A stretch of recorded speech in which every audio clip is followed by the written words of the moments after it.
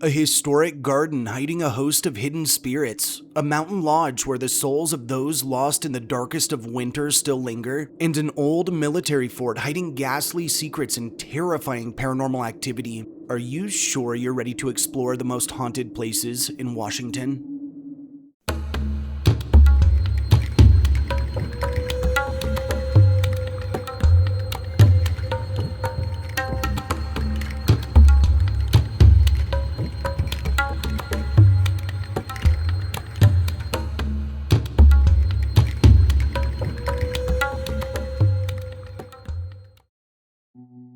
Our first haunt takes us to the center of the state and has us buying tickets at the iconic Capitol Theater.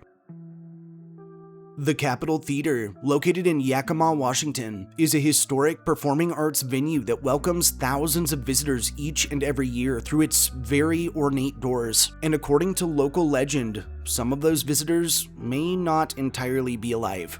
Today, the theater stands as one of Yakima's most recognizable landmarks, a restored 1920s show palace with roughly 1,500 seats, a long history of music and performance, and one classic ghost story centered on a mysterious backstage presence known only as Shorty. The Capitol Theater opened on April 5th of 1920 as the Mercy Theater, built by local theater operator Frederick Mercy Sr. And at the time, Yakima was growing quickly, and Mercy wanted to give the city a grand entertainment venue worth of vaudeville, road shows, music, and even motion pictures. He hired B. Marcus Pritica, the celebrated theater architect associated with Alexander Pantages, while decorative artist A.B. Tony Heisenberg helped create the lavish interior. And just 1 year later, the building was renamed the Capitol Theater. For decades, the Capitol brought big city spectacle to downtown Yakima without making audiences travel all the way to Seattle, Portland, or Spokane. And in 1921, a Wurlitzer theater organ was installed, and the theater became a major stop for live performances, films, and even touring productions. But as vaudeville faded and movie habits changed, the building slowly wore down. By the early 1970s, demolition was a very real possibility because apparently no American city in that era could look at a beautiful historic landmark without briefly wondering whether it might make a nice parking lot or apartment buildings. Eventually, local arts advocates stepped in, and the Capitol Theater was listed in the National Register of Historic Places in 1973, and then subsequently, on August 11th in 1975, and just as the building seemed to have a future again, faulty, old-school wiring sparked a fire that gutted pretty much all of the interior. For a brief moment in time, Yakima's grand old theater was reduced to nothing more than a burned shell. Tragic, dramatic, but very much on brand for the theater. But the Capitol did get its comeback. Architect Bill Paddock actually searched the ruins for salvageable fragments, local supporters raised funds, and nearly lost details were recreated from molds, photographs, and surviving pieces.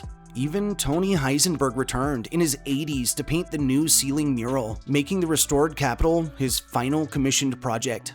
On November 4th of 1978, the theater would reopen with Governor Dixie Lee Ray attending the dedication and Bob Hope performing a sold-out performance. Today, the Capitol remains one of Yakima's major cultural centers, hosting concerts, touring acts, local productions, and groups such as the Yakima Symphony Orchestra. And through all of that history, the applause, the fire, the restoration, and the long quiet hours after audiences leave, one name keeps surfacing over and over again, and that is Shorty. The ghost known as Shorty is usually described as a former theater worker who's often claimed to have been a stagehand or a technician from the building's earlier decades, dependent on the version, and he's been affectionately called Shorty McCall, Shorty McCod, or connected to the name of Stanley McCod.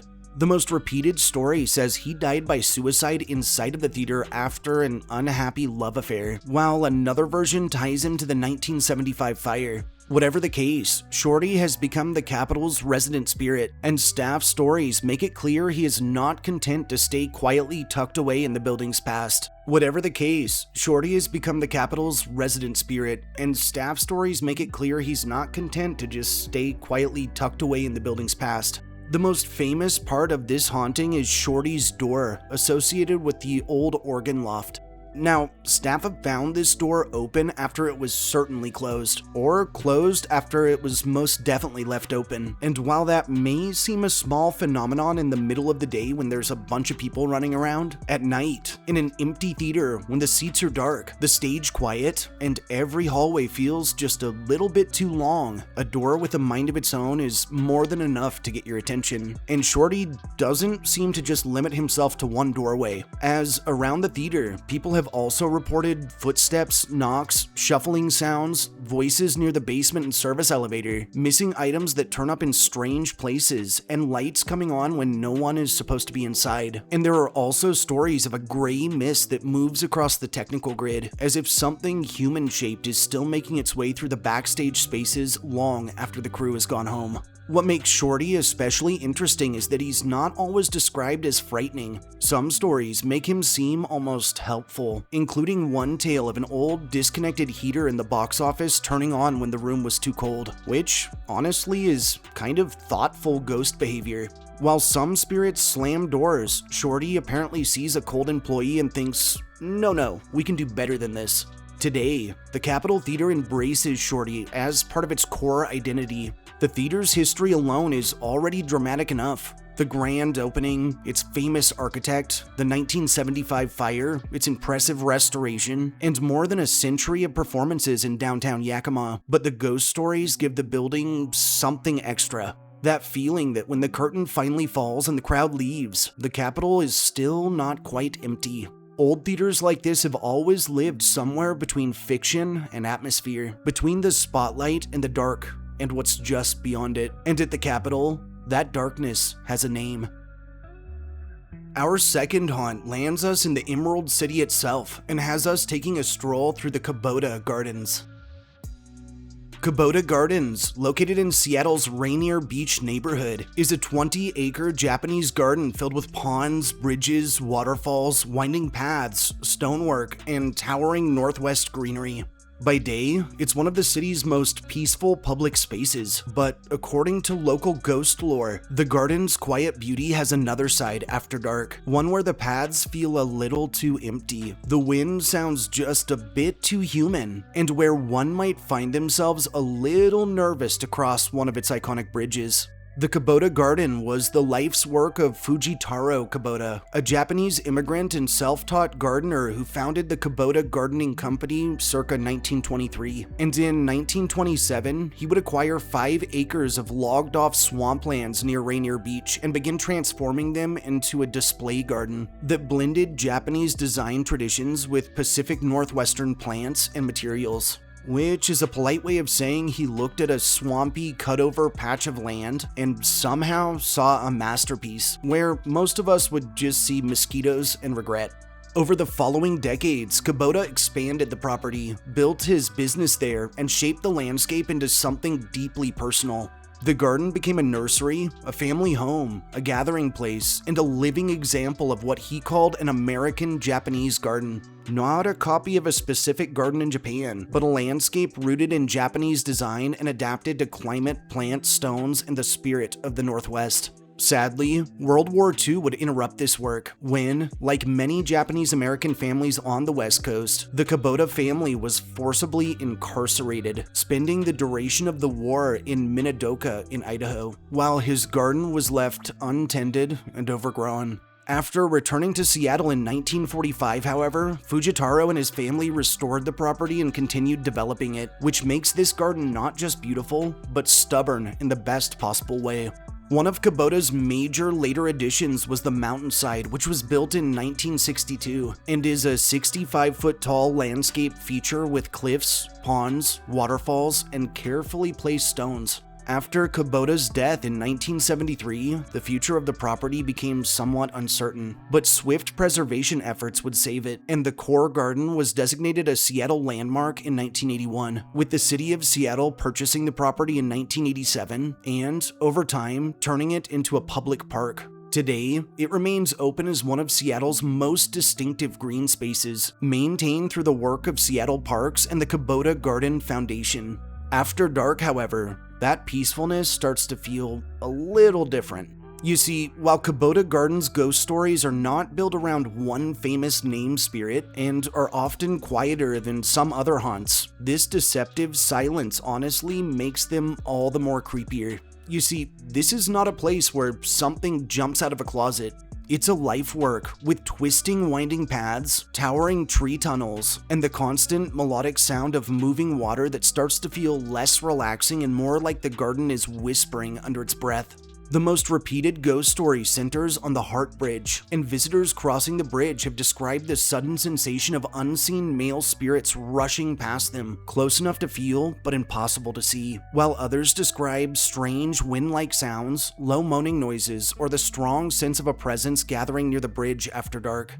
And sure, you could blame the breeze moving through the trees, or whatever else you can conjure up, but when you're standing alone on a quiet bridge in the middle of a shadowy garden, it's probably just the wind becomes a much less comforting sentence. Other stories mention misty shapes between the trees, odd noises from deeper in the garden, and the uncomfortable feeling of being watched from the greenery. Visitors have often described the place as peaceful in the daylight but completely changed after sunset, when its ponds turn black, the stones lose their edges, and every bend in the path looks like it might be hiding someone or something patiently in wait. It's the kind of place where you start walking just a little faster for no reason, then immediately pretend you're not walking faster. Very normal, very brave, definitely not scared. And that's what makes Kubota Garden such a strong haunted location. It doesn't need a screaming ghost in a window or lights that turn on and off by themselves. No, its eeriness is quieter and more patient. Its real history already carries immense weight. Immigration, discrimination, incarceration, return, restoration, and survival. And layer that over dark water, mossy stones, old trees, and bridges that vanish into shadow, and the ghost stories feel like they belong there. Today, Kubota Garden remains one of Seattle's most beautiful public spaces, but beauty doesn't always mean comfort, and sometimes the prettiest places are the ones that make you feel the most watched. At Kubota Garden, the hauntings seem to live in silence, in the rush of something unseen across the Heart Bridge, in the early morning fog that drifts between trees, and in the feeling that the garden remembers more than it might let on. Now for the third haunt, we take to the slopes of Mount Rainier where, amidst a sea of trees, the Paradise Inn lies. The Paradise Inn, located in the Paradise area of Mount Rainier National Park in Washington, is a historic mountain lodge surrounded by glaciers, wildflower meadows, deep snow, and some of the most dramatic scenery in the PNW. By day, it's one of the park's most beloved destinations, but according to local lore, the old inn may also shelter a few guests that never really checked out, which, given the nightly rates of historic park lodges, is honestly one way to save a lot of money. Long before the Paradise Inn existed, the Paradise Meadows were part of a mountain landscape used by native peoples including the Nisqually, Yakima, Puyallup, and Cowlitz, among others, who traveled into the area to hunt and gather. And later, early climbers used Paradise as a stopping point on the way up Mount Rainier, while tourists would visit for the wildflowers, views, and the kind of fresh alpine air that makes people briefly believe they are outdoorsy. By the 1890s, one John Reese was operating summer tent camps in the area, giving visitors a place to eat and sleep before the comforts of a true lodge arrived. And in 1899, Mount Rainier became a national park, and as tourism increased, the need for better accommodations became quite obvious. Enter Stephen Mather, the first director of the National Park Service, who encouraged Tacoma businessmen to form the Rainier National Park Company with the goal of building a first-class hotel at Paradise. Construction of the Paradise Inn began in the summer of 1916 and finished the following year. Designed by the Tacoma firm Heath, Grove & Bell, the lodge used massive Alaska yellow cedar timbers salvaged from trees killed by an old forest fire before Narada Falls. And on July 1st of 1917, the inn would open its doors with 37 guest rooms and a dining room large enough for about 400 people. Its lobby, with giant exposed beams, stone fireplaces, hand-carved furniture, and rustic charm, became exactly what national park architecture wanted to be. Grand, natural, and just uncomfortable enough to remind you that civilization was technically losing outside. The Paradise Inn quickly became a centerpiece of the park's See America First era, and visitors would come in long skirts, wool suits, and early automobiles, then gathered for meals, dances, hikes, and summer events inside the lodge. In 1920, an annex added 104 rooms, more than doubling the inn's capacity, and for a while, Paradise was not just a scenic viewpoint, it was a destination. But mountain weather is not sentimental. And long winters, heavy snow, changing travel habits, and the Great Depression and World War II all took their tolls. By the 1950s, the Rainier National Park Company could no longer make the inn profitable and sold the building to the National Park Service instead. Over time, the inn needed major repairs, including structural stabilization in the early 1980s and later rehabilitation work to strengthen the lobby, dining room, annex, and snow bridge. Today, Paradise Inn remains one of Mount Rainier's most signature historic buildings. Beautiful, stubborn, and still standing in a place that spends half the year trying to bury it. But once the day visitors leave, Paradise Inn starts to feel like a very different place. The stories here are usually tied to the mountain itself, and some say the spirits at the inn belong to climbers, hikers, or travelers who have died on Mount Rainier and whose souls have found their way back to the warmth of the lodge. And honestly, if you were going to haunt somewhere on the mountain, an old timber inn with fireplaces and a dining room sounds like a much better option than a frozen ridge in the dark. Yes, Paradise's ghosts may be dead, but apparently they're not stupid.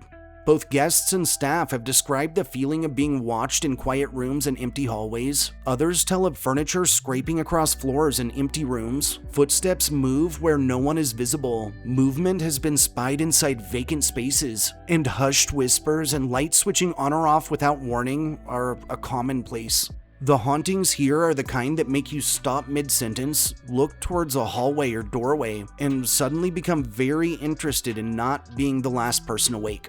Paradise Inn has the kind of setting that does half the haunting work on its own. Wind vibrates through old windows, snow piles against walls, fog moves through the meadows, and the mountain vanishes and reappears like something that isn't entirely real. At night, when the lodge settles into creaks, drafts, and silence, every whisper feels closer than it should, and every footstep sounds like it might be headed straight for you. And this is what gives the inn its power. The history is already heavy. Native use of the mountain, early climbers, fragile tourism, brutal winters, survival, and more than a century of people passing through one of the most beautiful and dangerous landscapes in the state. And layer that over old wood, deep snow, and stories of lost souls returning from the mountain, and Paradise starts to feel less like a cheerful name and more like a warning with nice scenery. Today, Paradise Inn remains one of the great rustic lodges of the National Park System, but its ghost stories give the building a pulse after dark. There are unseen presences in the hallways, whispers in quiet rooms, the scrape of furniture where no one should be moving, and the sense that the mountain has sent something back, something that shouldn't be here. For a place called Paradise, built beneath a volcano and surrounded by snowfields, cliffs, fog, and old timber, even the silence feels occupied. Our fourth haunt has us straddling the Oregon-Washington border and exploring the prestigious Fort Vancouver.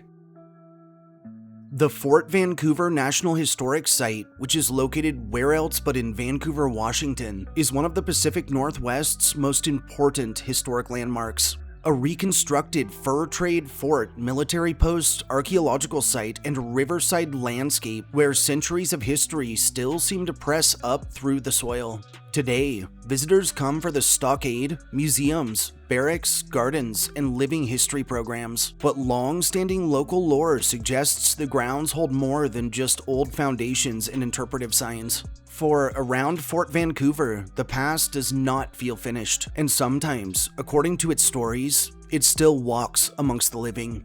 Long before the Hudson's Bay Company arrived with ledgers, trade goods, and the kind of confidence only a colonial fur empire could bring to someone else's river, the land around Fort Vancouver was part of a heavily used Columbia River world. Native peoples used the area for fishing, gathering, travel, temporary residence, and trade, and the currents themselves were not scenery. They were a highway, a pantry, a meeting place, and a center of life. And that matters here because Fort Vancouver was not built in an empty wilderness. It was placed over a living landscape that already had deep human history and roots in cultures that we still don't understand. The fort itself was established in 1825 by the British Hudson's Bay Company as the headquarters for its Columbia Department, and its first location sat on a bluff. However, in 1829, the company would move the post down to the plain near the Columbia River, where the reconstructed site now stands. From there, Fort Vancouver became the administrative heart of a massive trading network stretching across the PNW. Furs, foods, tools, alcohol, livestock, crops, manufactured goods, and people themselves all moved through the post. And if the region had a backstage office for empire trade and controlled chaos, Fort Vancouver was definitely it. Under Chief Factor John McLaughlin, the fort grew into far more than a simple trading post. It became a major agricultural center, supply depot, and multicultural settlement. British, Scottish, French, Canadian, Metis, Hawaiian, Native, and other workers lived and labored in and around the fort, especially in the nearby village outside of the stockade, and the place was documented as busy, diverse, hierarchical, and deeply tied to the fur trade economy. But it was also, by modern standards, probably an absolute paperwork nightmare with livestock. In 1846, the Oregon Treaty placed the boundary between British and American territory at the 49th parallel, leaving Fort Vancouver on the American side. And the Hudson's Bay Company continued operating for a time, but its power here eventually faded. And in 1849, the U.S. Army established the Vancouver Barracks nearby, creating the first U.S. Army post in the Pacific Northwest. This site's story shifted from fur trade headquarters to Army outpost. From company empire to American expansion. Over the decades, the military landscape grew around the old fort, and the Vancouver Barracks served through major eras of American history, including the Civil War, the Indian War, World War I, World War II, and even later military use. Its officers' row, barracks buildings, parade grounds, and support structures gave the area an entirely new identity, and the old Hudson's Bay Company fort eventually disappeared above ground, but not from memory. In the 20th century, the site was studied, protected, and reconstructed, and Fort Vancouver was listed as a national monument in 1948 before it was later redesignated as a National Historic Site. Archaeologists uncovered remains of the original fort and village, helping guide the reconstruction of the stockade, bastion, buildings, gardens, and surrounding interpretive landscapes. Today, the National Historic Site preserves several histories laid together, being native land use, global fur trade, colonial expansion, multicultural labor, military operation, aviation history, and modern preservation. And naturally, when a place has that much history stacked on top of itself, people start listening a little more closely when the sun goes down. The hauntings connected to Fort Vancouver spread across the wider historic site, especially through the reconstructed barracks, officers' row, and old military buildings.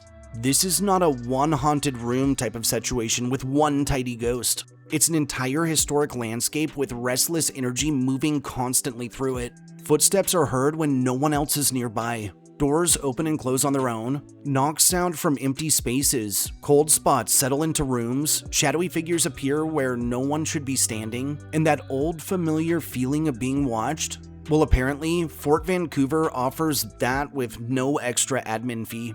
Some of the strongest ghost stories come from the old military side of things, with visitor and ghost tour accounts describing apparitions of soldiers, strange movement from historic barracks buildings, and the sense that unseen figures are lingering near the officers' row.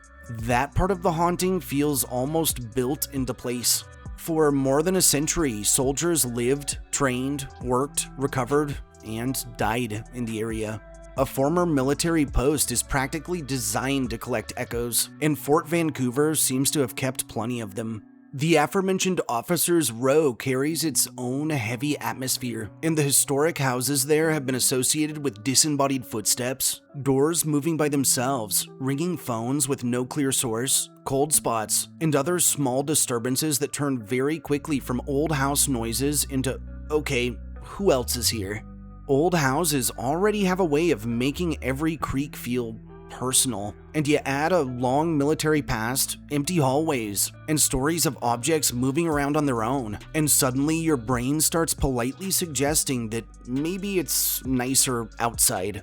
The reconstructed fort has its own share of activity as well, and there, people have reported figures near the stockade, unexplained sounds around the grounds, and sudden shifts in mood near certain buildings. Some accounts describe spectral soldiers, while others speak of shadowy presences moving through the fort and nearby hallways. It gives the whole place a scattered, unsettling feeling, as if the hauntings are not just trapped in one room, but moving across the site like old ash from a fire that nobody really remembers lighting. There are also stories tied to the broader Vancouver barracks and historic district. A woman in white, strange lights, weeping sounds, and figures seen in windows or along the grounds. And those are the kinds of reports that make Fort Vancouver feel very active even when it looks quiet. In the daylight, the buildings stand neatly preserved, but after dark, the same windows and walkways start to feel less like exhibits and more like a glimpse into the past, where someone or something might still be keeping watch. What makes Fort Vancouver so effective as a haunted location is that the ghost stories don't need much decoration. They're intertwined with a very tangible past. This was a place of trade, displacement, labor, military control, cultural blending, ambition, hardship, and survival. And while the reconstructed walls may look orderly in the daylight, the story beneath them is anything but simple. For in places like that, the past has a way of making itself very loud, even when it only speaks in hushed tones and footsteps. Today, Fort Vancouver is unequivocally one of Southwest Washington's most powerful historic sites. The Hudson's Bay Company Fort, the native Columbia River landscape, old extinct villages, the army barracks, the archaeological work, and the modern National Historic Site that we all cherish are all very real. But their hauntings give the place another layer. A feel of soldiers still moving near the barracks, figures guarding the stockade, strange sounds and snippets of conversation from empty rooms, cold spots, lights, footsteps, and presences that seem to linger just out of view. Some places don't just preserve history, they cling to it with both hands in a death grip. And at Fort Vancouver, it feels like history may be holding on right back. Saving the spookiest for last, our fifth and final haunt takes us just south of Seattle to the legendary Thornwood Castle. Thornwood Castle, located in Lakewood, Washington, is a historic Tudor Gothic estate resting near the shores of American Lake. A place of imported English brick, old-growth trees, hidden gardens, antique glass, and the kind of shadowy elegance that makes you understand immediately why ghost stories stuck to it. Today, the castle operates as a private historic inn, wedding venue, event space, and filming location, but its reputation reaches far beyond romance and architecture. For Thornwood is one of Washington's most famous haunted mansions, a real-life castle whose eerie presence was already legendary before author Stephen King's Rose Red turned it into one of television's most recognizable haunted houses. The story all begins with Chester Thorne, a wealthy banker, civic leader, and one of the founders of the Port of Tacoma. Thorne was not just a rich man looking for a nice place by the lake. He was the kind of early 20th century tycoon who looked at American Lake and thought, you know what this needs? A massive freaking castle. Preferably one imported across an ocean in pieces. And honestly, if you're going to be excessive, at least be interesting about it. In 1907, Chester purchased a centuries-old Elizabethan manor in England, and, you guessed it, had portions of it dismantled, packed up, and shipped all the way over to Washington. The materials traveled by ship from the British Isles, down the Atlantic, around Cape Horn, and up the Pacific coast. And included in that enormous shipment were old red bricks, oak paneling, a massive staircase, front doors, and other architectural pieces that gave Thornwood its genuine old-world foundation. This was not some American millionaire building a fake castle-ish house and hoping nobody noticed. No, Thornwood had actual English bones. Construction took place from 1908 to 1911 under architect Kirtland Kelsey Cutter, who designed the estate in Tudor Gothic style, and the finished mansion was enormous. roughly 27 to 31,000 square feet depending on the source, with dozens of rooms, thick walls, heavy concrete floors, imported stained glass, dark woodwork, and enough chimneys to make the roofline look like it was waiting for a formal gathering of ghosts. It was grand, expensive, strange, beautiful, and built with the kind of confidence that says, yes, this house will outlive everyone involved. The estate was constructed for Chester and his wife Anna Thorne, and it later became known as the house that love built. Now, that phrase could sound painfully sweet if the place were not, in fact, a massive brick castle with medieval glass, a sunken English garden, lake views, and the emotional subtlety of a Gothic novel. Anna's garden alone became one of Thornwood's defining features, in fact, and the ever-famous Olmsted brothers designed the grounds, with the formal gardens eventually earning national recognition, including attention from the Garden Club of America. At its height, Thornwood was not just a home, it was an entire estate world, and the original property covered about 100 acres with formal gardens, lakefront, fountains, statuary, green lawns, carefully planned views, and enough upkeep to require a small personal army of servants. In fact, historical accounts describe 40 servants working inside the mansion and 28 gardeners caring for the grounds, including a color gardener whose job was to coordinate the seasonal color schemes, which is ridiculous, obviously, but also annoyingly kind of fabulous. Thornwood became a social landmark almost immediately. Presidents Theodore Roosevelt and William Howard Taft are both associated with visits to the estate, and the castle hosted countless parties, dinners, garden gatherings, and the kind of high society events where the silverware probably had a stronger sense of etiquette than most of us do. Behind all that glamour, however, it was still a family home, and Chester, Anna, and their daughter Anita lived there surrounded by beauty, wealth, servants, gardens, and that very specific kind of silence that only settles into a mansion after the parties are all over. Oh, and one unusual detail tied directly to Thornwood's construction is the so-called wishbone sticks in the basement. According to Thornwood's own history, native workmen who helped build the estate placed wishbone-shaped sticks around the foundation walls during the construction, reportedly as protective objects meant to guard the house and its workers from evil spirits and bring good fortune in their stead. Later owners left them in place, and a smudging ceremony circa 2004 was held to actually renew these sticks.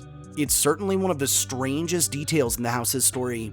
Protective objects placed beneath a mansion now famous for being haunted. Either something got invited in anyway, or those sticks just weren't working quite hard enough for more than a century.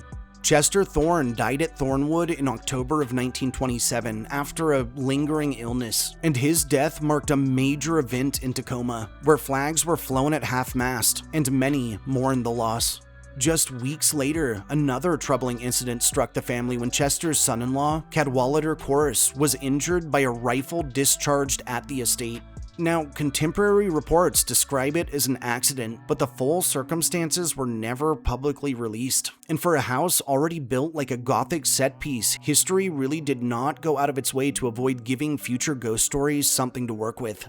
After Chester's death, Anna remained closely tied to the house and its gardens. Their daughter Anita eventually inherited the estate and later married Major General David L. Stone, who was connected to the nearby Fort Lewis.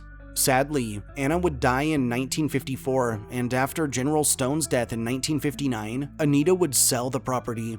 The great estate was then carved down dramatically, and much of the original 100 acres was subdivided into home sites, leaving only a small portion of the original grounds around the mansion. It's the kind of thing that happens to too many historic estates. Build a massive imported castle, host presidents, cultivate legendary gardens, and then watch as the land gets nibbled away by development like history's being eaten by a very, very boring fork. In the decades that followed, Thornwood passed through several owners and uses. Portions of the mansion were arranged as apartments, and its future was definitely not always secure.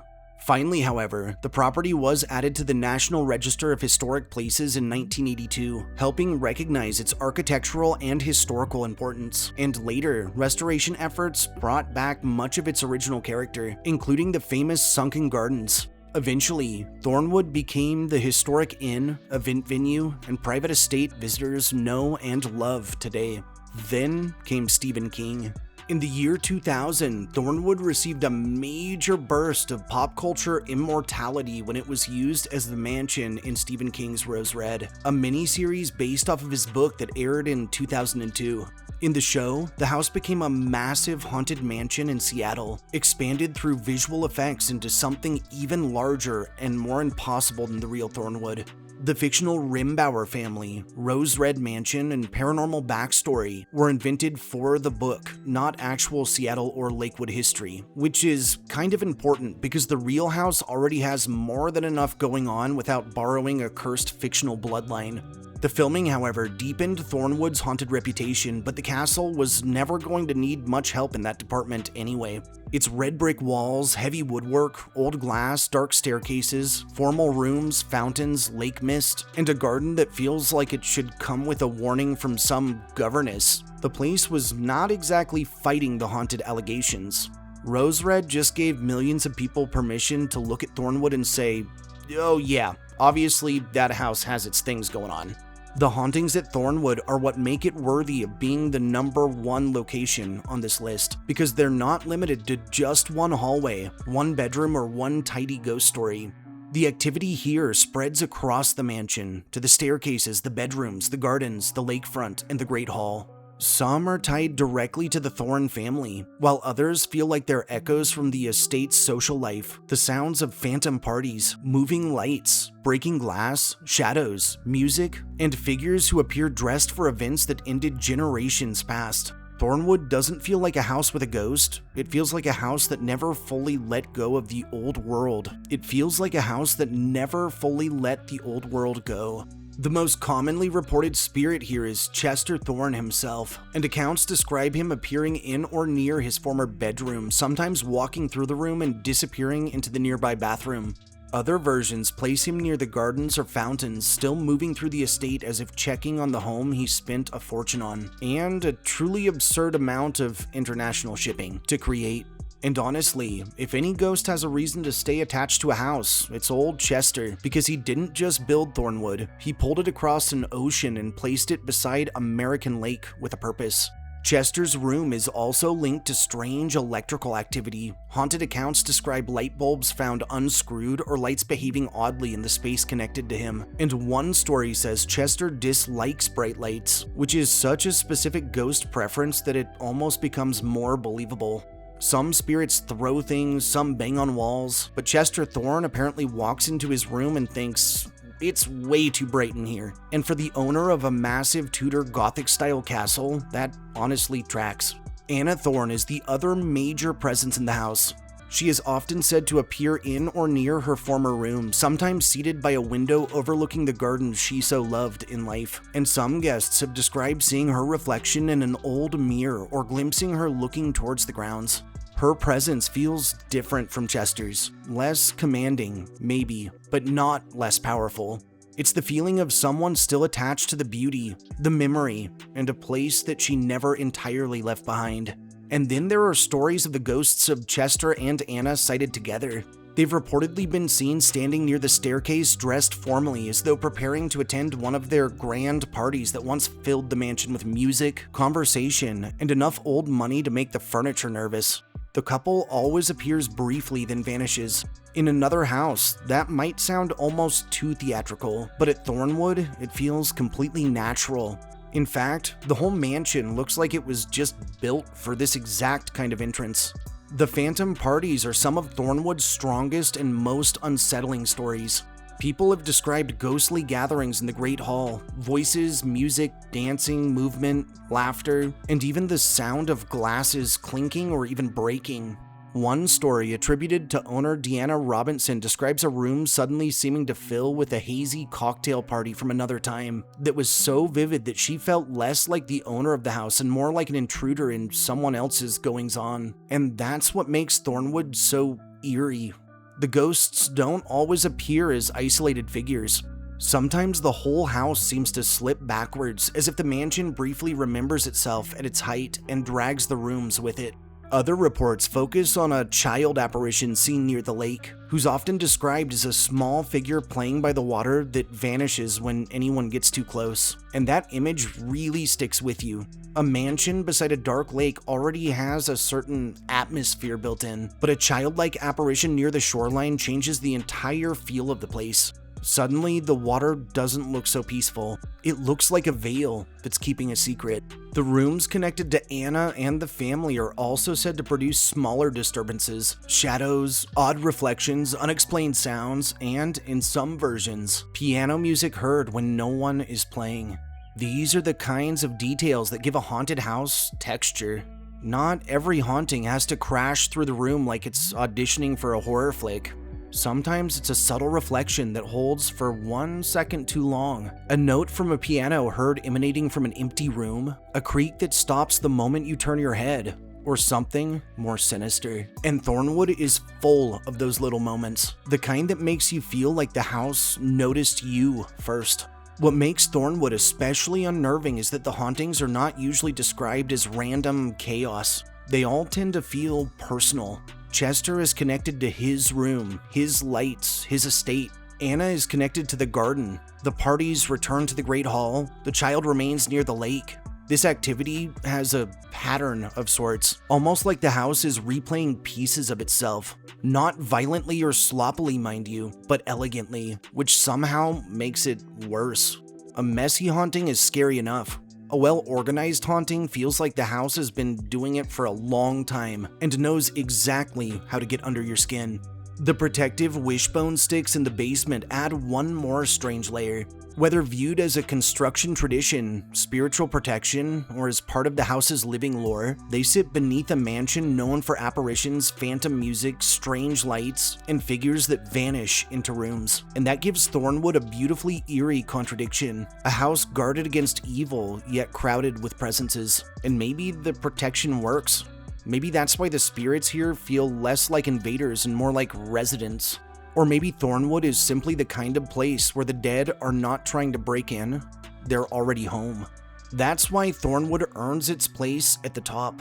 The history is real and dramatic all by itself.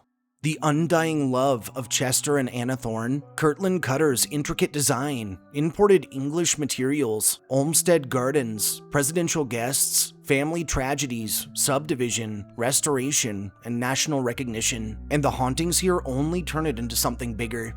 Apparitions, phantom parties, mirror sightings, strange lights, lakefront figures, broken glasses, and the lingering presence of people who love the house the most. It all builds into a location that feels active, layered, and deeply awake. Thornwood Castle doesn't just look haunted, it feels truly inhabited by its own past.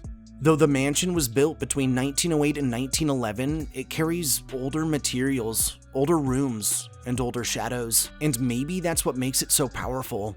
Some haunted places feel like something happened there. Thornwood feels like everything that has ever happened there is still happening somewhere just out of sight, behind old stained glass, under the stairs, across the lake, or through the garden. At Thornwood Castle, the past is not resting, it's still very much moving through the house. Thanks for joining me on this journey through some of the most haunted places in Washington. If you enjoyed hearing my histories and ghost stories, subscribe to my channel, throw this upload a like, and share me with anyone you think could use a good scare. I'll see you all next time.